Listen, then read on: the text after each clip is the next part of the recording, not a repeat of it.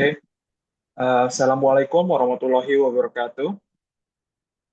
Uh, we are from Group 3. We're going to discuss about the Indonesian SDGs goal in the middle of environmental conundrum. In the case of Obi Islands, again, PT Trimegah Bangun Persada. My name is Khalid Abdilan Wata. I'm going to be today's moderator. Next, the other member I'm gonna introduce other member. Next is Fitri Ayu Lestari. There's also Brilliant Putri Zahra, Prita Liani, and Raden Ambarya Arya Wibisana. Okay, first is introduction that will be uh, presented by Arya Times and yours. Okay, thank you, Khalid, for your opportunities. So, for the first topic is the introduction or the background. The global environmental issue, a reality that continues to grow in the field of international relations studies. Currently, we have witnessed how the negative impact of climate change is on the environment. As an effort to overcome various global problems, the Sustainable Development Goal, or we call SDGs, emerged with 17 points. Indonesia continues to strive to able to achieve the development of its country, especially the economic sector. This encourages domestic industry to be able to optimize and expand in achieving better economic development. One of the strategies that is the focus on Indonesia economic development is shall be the stream mining policy, especially in the nickel. Current global conditions demand the fulfillment of mining commodities such as nickel as a top priority in supporting various industries. As the highest nickel producer in the world, with uh, 106 million metric ton per year and has nickel reserve of 48% of the total global reserve. Indonesia has an important role in the world nickel market by United States Geological Survey. The nickel industry sector can certainly be used as an important aspect in achieving economic development in order to achieve the welfare of the wider community. However, in achieving these goals, the government of Indonesia still experience various challenges and problems. The mining industry can certainly have a bad impact on environmental conditions when it is not managed properly and responsibility.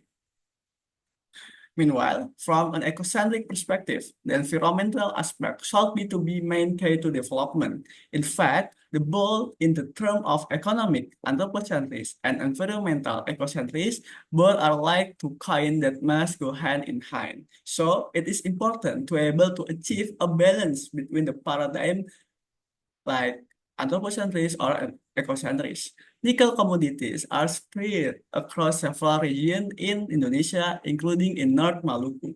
The nickel industry in North Maluku is in the spotlight because it causes several problems, especially in environmental aspect. Obi Island is the spotlight because there are various pollution that is not in accordance with the principle of SDGs. So, based on the explanation before, this paper will analyze and examine the conundrum of environmental problem that arise due to irresponsible mining activity-based economic development. This paper will focus on case study on Obi Island, especially the impact that occur on the environment and how the government of Indonesia trying to solve this problem in accordance with the principle of SDGs. Thank you. Okay, next slide, please. Next is the current situation that will be delivered by Ava, eh, uh, by Ayu. My bad. Okay, so before I explain the current situation in Kawasi Village, so the OB is I explain about the company. So Obi Island is an island located in South Halmahera Regency, North Maluku Province. Obi Island, especially Kawasi Village, which has an area um, of 113.78 square kilometers, is rich in natural resources, one of which is nickel. Obi is often said to be the home of the nickel industry, which is the main material for making electric cars and batteries produced by the Harita Group. So, and the Harita Group is a company founded by an entrepreneur from East Kalimantan namely Lim Haryanto Wijaya Sarwono, who is the fifth richest person in Indonesia according to the Forbes version in 2023. And this is the picture. And so the company is also active in helping communities such as the construction of an eco-village. This is the picture. So eco-village for communities that will be relocated in the near future.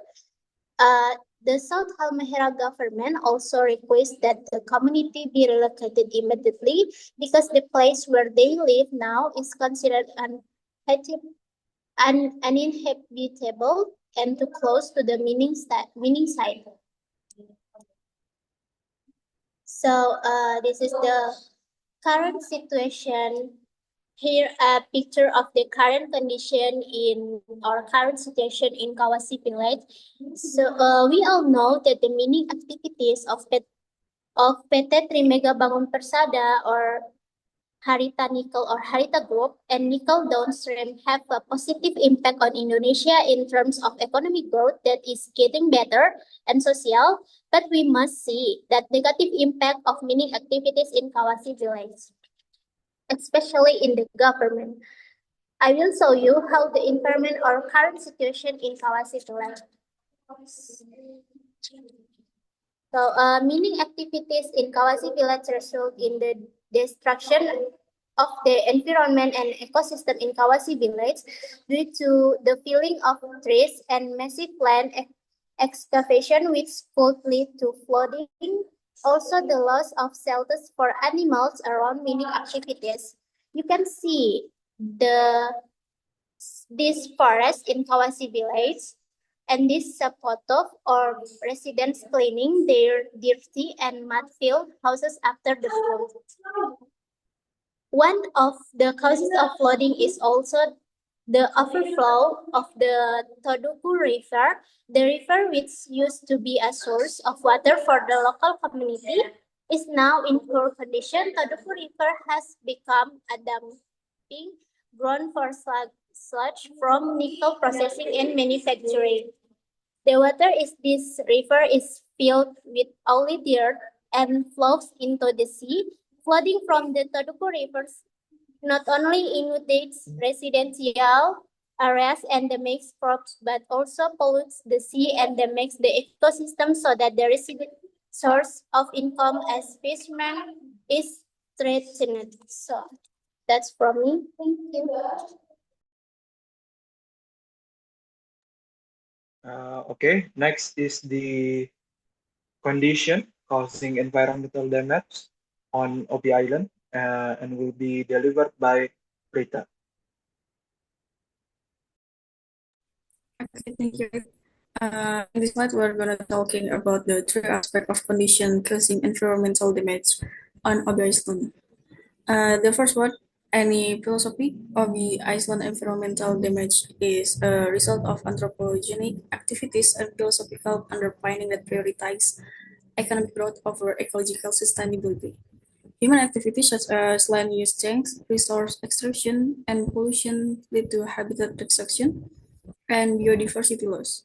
The prevailing development philosophy often neglect environmental responsibilities, resulting in a lack of effective moral obligation toward ecosystem protection. The capitalist framework, which emphasizes profit maximization, is identified as a root cause of environmental damage. Systemic transformation is necessary to address these issues and promote ecological resilience, integrative coastal management, and ethical development strategies could offer pathways to mitigate environmental damage and promote ecological resilience. The environmental on Obi Island can be attributed to a combination of anthropogenic activities and philosophical underpinning that prioritize economic growth over ecological sustainability. The Iceland ecosystem, like many others, is vulnerable to human-induced disturbance, which are exacerbated by the prevailing development philosophies that often neglect environment responsibilities. The situation is reflective of broader to global trends where economic imperative overshadow ecological consideration, leading to significant environmental degradation. And the second one is sociological. The people in Kawasi village have a strong sense of their ancestral land, which is one of the reasons they resist relocation.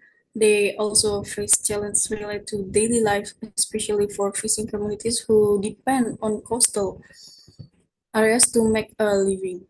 The quality of education in Kawasi village is not directly mentioned in the several sources, but however, the economic and social challenge faced by community, such as hardship and poverty, can affect access to the quality of education. If people have difficulty in meeting their basic needs, this can impact on their ability to provide adequate education for their children. Therefore, there are challenges that affect the equitable distribution of education quality in Kawasi village. And the last one is juridical. When viewed from a juridical perspective toward the relocation of the Kawasi village community, the community refused to be relocated because the construction of the new settlement was based on an embankment, and the embankment was originally a swamp, so that safety, health, and human life were not guaranteed, which is not in accordance with Article 3 of Law Number 32, 2009, concerning the environment, the protection, and the management of the environment aims to protect the territory of Republic Indonesia from pollution and damage to environment and ensure the safety of health and human life. And also there is a non-compliance with the regulation of Article 8, Paragraph 1 of Law Number 28 of 2002 concerning buildings, which mean the building must meet administrative requirements, which include the status of land right or utilization permit from land right holder, building ownership status, and building construction permit in accordance with applicable regulator professions. The committee refused to be relocated because the construction of the new settlement is without the consent of resident, and also the construction does not have a building construction permit IMB. That's all. Thank you. Okay. Next is the challenges on achieving SDGs in 2030 for Indonesia. In the case of Obi Island, we're gonna discuss about 6 different SDG points. SDG number 6, 7, 13, 14, 15, and 17. Next slide, please.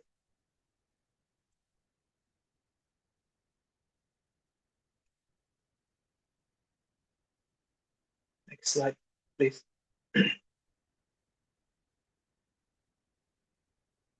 Okay, so SDG number 6 focus on the clean water and sanitation. However, the current situation of water in Obi Island, especially in the Todoku River, has become polluted that it contains a higher amount of nickel than the safe amount in the water that was supposed to be. This is because of Heritage Group nickel mining that impacted this water.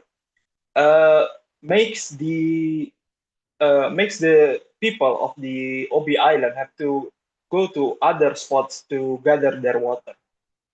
Next is the SDG point 14, which is the life below water. This include what fishes and corals. Now, to uh, to achieve this SDG point 14, the country needs to be able to conserve the life under the water. But by polluting the water, it creates all sorts of problems for the fishes, such as the inability to reproduce or making them toxic to eat for human and other fishes.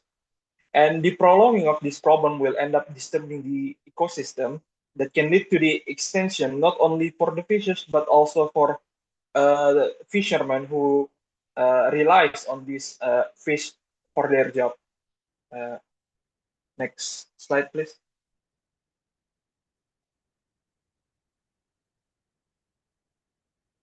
Now, SDGs point 15 focus on the life on land. Uh, Deforestation and habitat destruction has become a problem for Indonesia, especially in Obi Island, because of Haritas Group expansion, and they want to expand their nickel mining further, and because of it, many of these uh, animals lose their habitat in the forest. And when this happens, they can they will stumble to human settlement because of it, creating more and more problem. Another thing for it is that because of this massive expansion made by Harita Group, it can also create erosion, which is a catastrophe not for only the animals but also the human living in the area. Uh, Next slide, please. Next is carbon footprint and dirty energy. SDG point 7 focus on the affordable and clean energy. Now, this point has been breached by Harita Group because they use a power plant that is fueled by coals, which create a massive contribution to the greenhouse gas emission.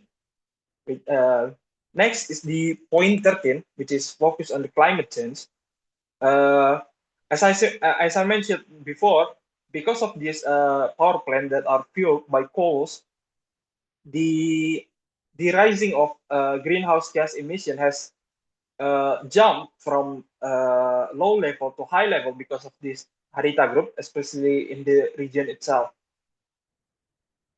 And lastly, next slide, please.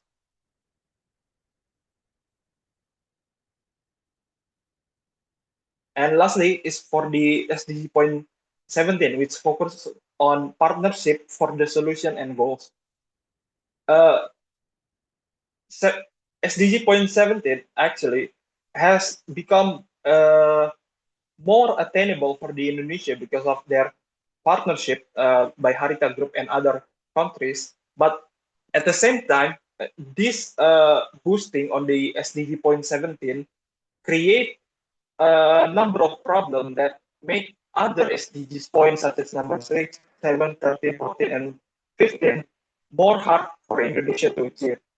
But therefore, the question remains, should Indonesia government let Harita Group do what they do, or should Indonesia government take charge and create a precedent where Indonesia doesn't partner up with a company that creates problem for Indonesia to achieve other SDG point in the near future? I think that is all for me.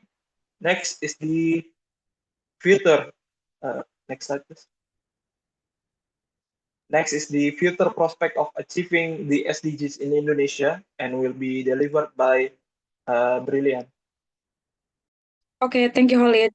So now let's see the future prospect of the SDGs in Indonesia. So according to our finding, which focusing in Obi Island, we found problem complication such as weak regulation, unsustainable mining, and widespread environmental damage. These problem complication makes the SDGs in Indonesia are projected to be difficult to achieve. And also, we have two recommendations. The first one is from judicial aspect, that Indonesia must increase supervision and law enforcement against mining companies. And the second recommendation is Indonesia should emphasize the role of multi-stakeholders to accelerating the environment recovery processes. So from this future prospect, we can see that not only in Obi Island actually, a lot of spot of unsustainable mining happens in a small island around Indonesia. So this is also emphasizing that the SDGs in Indonesia really find hardship to meet the goals itself. Okay, thank you. That's all for me. Okay, lastly, there is the conclusion and will be delivered by Arya. Okay, finally, we come to the end of discussion. Based on the explanation before, it can be concluded that the achievement on SDGs in Indonesia by 2030, especially related to the mining activity on Obi Island, is projected to be difficult to achieve. This is because there are still various problems in effort to optimize sustainability mining development in Indonesia. This problem include inconsistency and weak commitment in the implementation of environmental regulation, especially at the local level, as the main obstacle. Unsustainability nickel mining activities, such as open pit mining and Obi Island, causing significant environmental damage. The negative impact of mining include deforestation, hydrological change, water pollution, and threat to fishermen livelihoods. And the local government of South Halmahera Regency is considered less serious in formulating and implementing environmental policies. This is all from me. Thank you. Okay, that is all from our group. Thank you for your time for watching this video and presentation. And we will now open the Q&A session live.